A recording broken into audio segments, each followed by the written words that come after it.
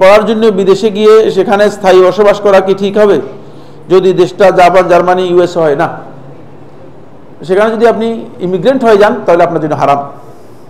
কিন্তু যদি আপনি এমনি চাকরি করেন, চাকরি করা আপনার জন্য জায়েজ আছে, বৈধ চাকরি হতে হবে।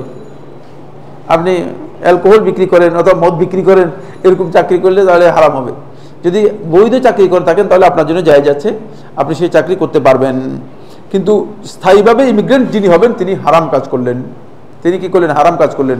হতে পারে যে এই হারাম কাজের কারণে তিনি জাহান্নামী হয়ে যেতে পারেন। কারণ হলো পরবর্তী বংশধর তার কারণে যদি কুফরির মধ্যে চলে যায়, পরবর্তী বংশধর তার কারণে যদি কুফরির মধ্যে চলে যায়, তাহলে কিয়ামতের দিন ওই বংশধর তাকে বলবে যে আল্লাহ, এই লোকটাই আমাদেরকে আপনি পাঠিয়েছেন বাংলাদেশে, কিন্তু আমাদেরকে নিয়ে গেছে কোথায়? হ্যাঁ, জারজ সন্তানদের দেশে। আমেরিকা বলেন না, জারজ সন্তানদের দেশে। শতকরা 10 জনের মধ্যে 7 জন জারজ সন্তান। তাহলে এটা কি দেশ নাকি? এটা কি মানুষ নাকি? বুঝতে পারলেন? যে জারজ সন্তানদের দেশে নিয়ে গিয়েছে, তখন আপনি জারজ সন্তানের দেশে নিয়ে গেছেন যে এই জন্য দায়িত্ব